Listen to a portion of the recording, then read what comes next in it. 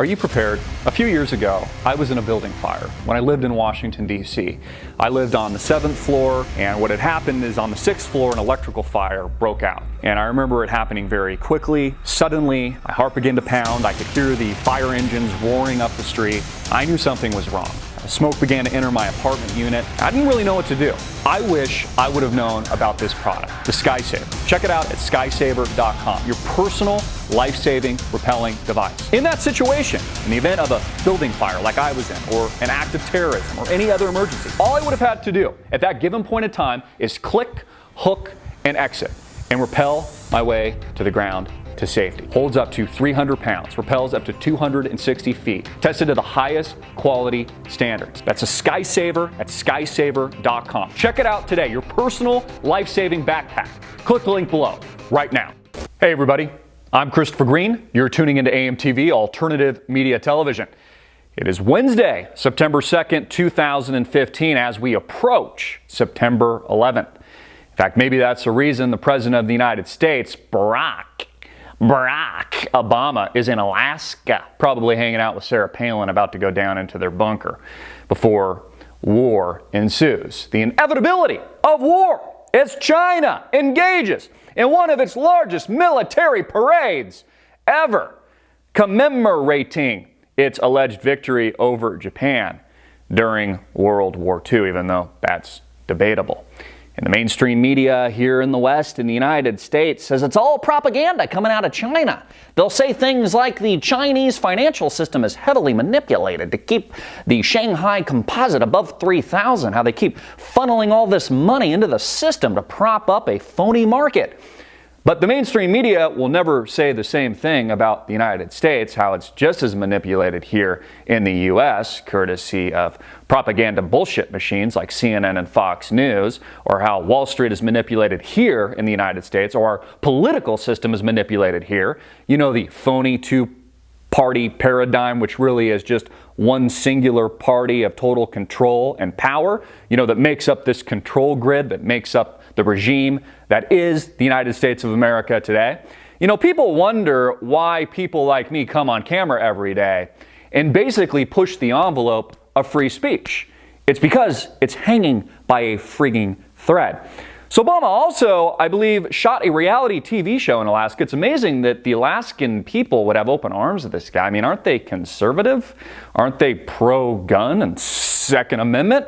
I mean, why would they want the president in their hometown? Well, the president is prophesying doom and gloom, the end of the world, backed by science. You know, science tells him things. He's now a scientist, even though he studied political science. He's not a scientist or an expert on climate change. Has this big push right now. Again, he's prophesying doom and gloom, fires and wind and floods and all these things to push his agenda that these carbon emissions, you know, due to coal companies and stuff that he's been, you know, actively pushing against recently, even though his butt buddies, people like George Soros, have been buying the companies on the cheap. I mentioned this in a couple of videos ago, BTU, Peabody Energy. George Soros bought it like 99 cents. It's now trading at like $2.30 or $2.50 a share. It's been a clear double, a clear winner. All this heavy manipulation by the U.S. government and Wall Street. So Obama's over there, you know, he's in Alaska on some kind of tour, some kind of multi-million-dollar vacation while he still negotiates with Iran, and China ramps up and prepares for war along with Russia. You know, you notice how the news cycle of the mainstream media, it's very up and down. It's very hyperbolic, and then it'll hit a trough, and then hyperbolic, and then it'll hit a trough. It'll be like Trayvon Martin, and then nothing, and then Freddie Gray, and then nothing, and then Ferguson riots, and then nothing, and then, you know, a Texas sheriff is shot, and then nothing. You know, they don't give you too long, but we're definitely at that trough now. You know, usually I have a pretty good idea what's coming next. You know, I can see it based on the bullshit propaganda machine that makes up the mainstream media. I'm always one step ahead of them, as many of you are. But the only real thing I see next, the only thing that's really clear at this given point in time, this snapshot that makes up the trough, is that war is fast approaching. War drums are fast approaching. Now, we're also approaching September 11th. Remember when Hillary Clinton told us that the Benghazi terror attack that happened on the anniversary of September 11th had nothing to do with terrorism or September 11th, even though that turned out to be a total lie. And still, as they're releasing all these classified emails that she burned, and I'm sure we've only got like 0.1% of the actual classified content moving in and out of her personal email servers that she destroyed, which again is a criminal act and then should put her and pound her in the ass prison along with her husband, who lied on the stand not too long ago and perjured himself in front of the American public. Again, an illegal act that would send your ass to prison, but not these people. Remember when she told us it had something to do with like a YouTube video or something, the innocence of Muslims, even though that was total and utter bullshit? It was a lie. So again, we approach war, the war drums,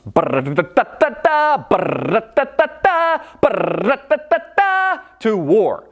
Russia and China engaging in war games recently. All this revolving around global economics, this paradigm that makes up the New World Order today, this power structure that makes up the mainstream media, not just in China, or the financial markets, not just in China, or the political system, not just in China, but also relates here in the United States of America. Again, we're no different. We're just as heavily manipulated, propagandized. It's just as much of a joke as it is in China. Again, it's why few people like me and good people like you are pushing the envelope on free speech on a daily basis, because it's literally hanging by a friggin' thread. Also, news that came out a couple of days ago, Wayne Dyer died.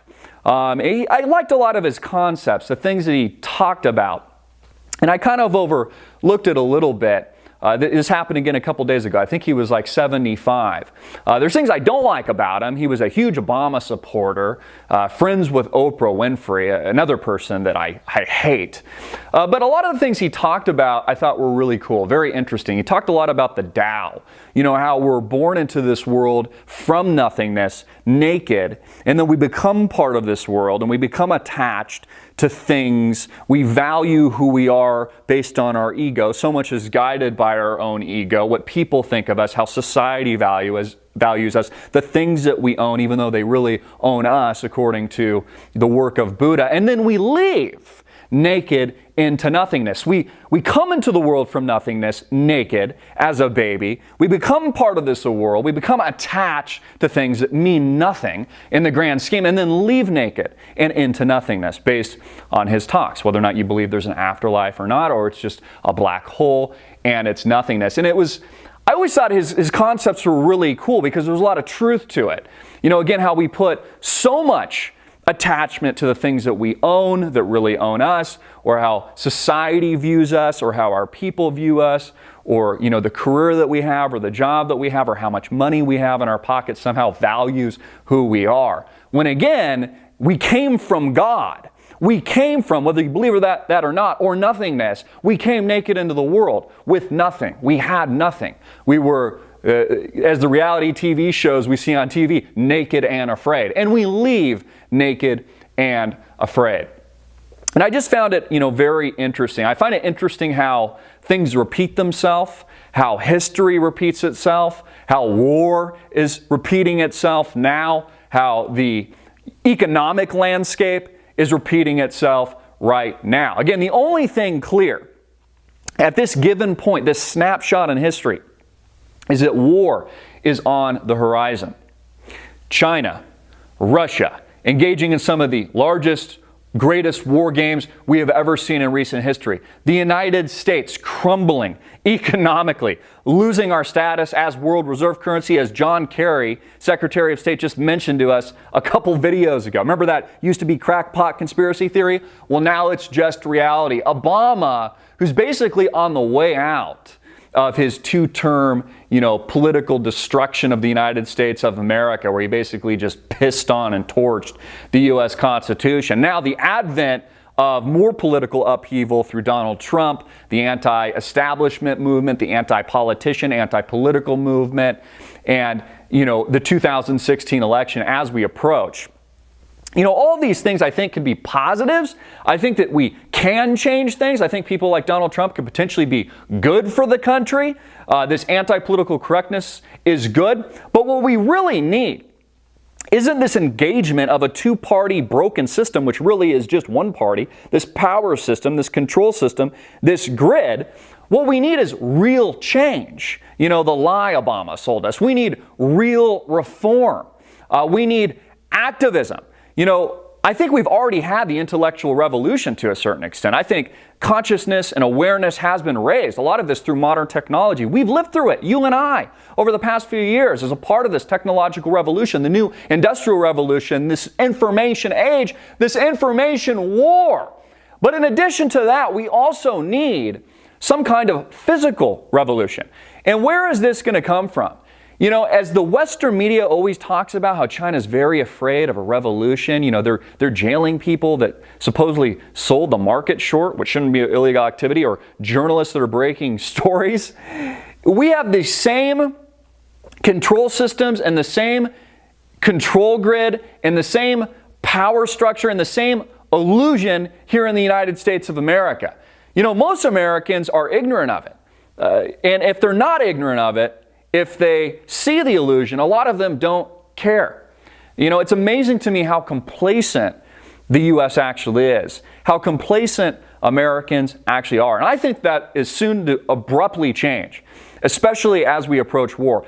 I want to hear from you. What do you think's coming next? What do you see in this snapshot in time, this trough that makes up the bullshit mainstream media, hyperbolic, emotional roller coaster, and actual real tangible events in the name of these war games, in the name of the establishment of a new world reserve currency and the yuan, with Russia and China working together, this alleged deal, which just really shows you that the United States has no negotiating power or room left, negotiating with Iran, one of our great enemies that still calls us the great Satan. What do you see? What do you think's coming to the United States? How does this information revolution, this heightening of our awareness and consciousness translate into a physical revolution in real life? Where are we headed? I'm Christopher Green. Get this video out everywhere, make it viral, hard hitting it in your face, and click the link below to support our sponsor.